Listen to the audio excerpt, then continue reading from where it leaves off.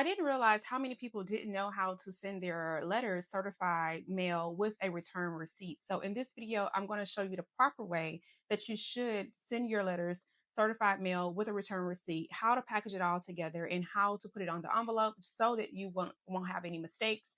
And you don't have to do this process over. This will also save you a lot of time at the post office because when you're sending mail certified with a return receipt, the process at the countertop of sending these letters could be a little bit lengthy. And I promise you, your postal worker will love you for having it all together and organized on your way to the post office. So let's jump right into how to do this. The main thing that you're going to need, of course, is obviously an envelope. You're going to need a certified mail receipt, and you're going to need a return mail receipt. And you can get these at your post office. They should be just sitting out for you to grab however many you need.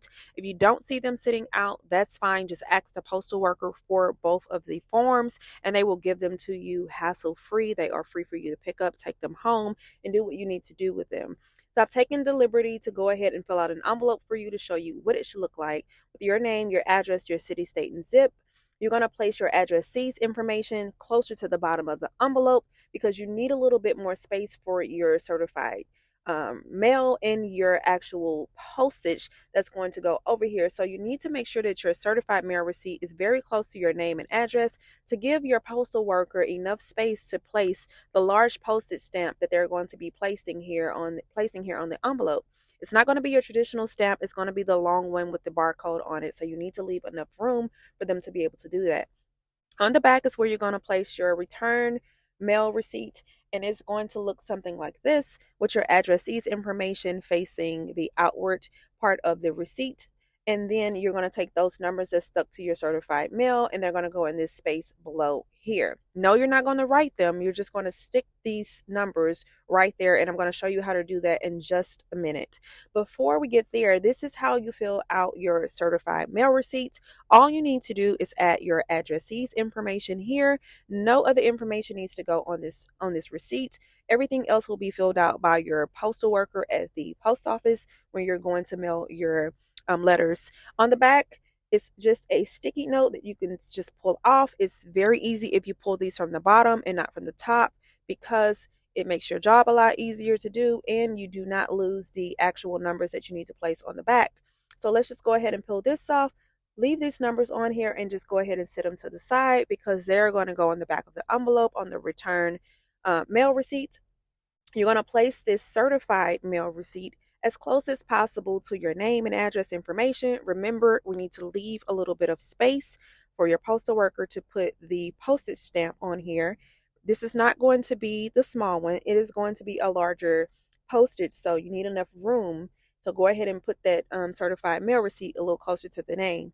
On the back, you're going to go ahead and peel off the little sticky tabs that's on each side of the return receipt. And when you peel these off, make sure before you put it to the envelope that your information is on the side that sticks to the envelope and it's not on the side that we get to read when you send it to the post office. So whichever side the sticky note is on, that's the side that your information is going to go on, and the addressee's information is going to go facing outward. You want to make sure when you place this, you leave a little bit of space where you're not overlapping the certified mail receipt so that if your postal worker have any issues, that there's no issues to take them off or anything that's going on at the post office.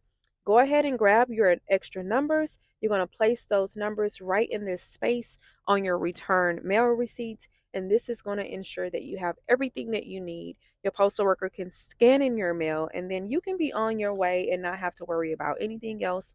And that's it. That's how you place your certified mail and return receipt to your envelope. And that's all it takes. It's just that simple and it's just that easy. If you are looking to mail your letter certified mail, I promise you this will get you through the line a whole lot quicker to go in prepared and organized. And the postal workers will love you for it because this process can be a little bit lengthy when you're sending 8, 9, 10 letters at a time. I hope that you all enjoyed this video and you found it helpful for you. My name is Nicole Swanson, and if you are interested in getting to know things a little bit better, how to think different, and how to work things out in your life to make your life a little bit simpler and easier, go ahead and subscribe to the channel. Come back and see me for more information, and I'll see you on the next video.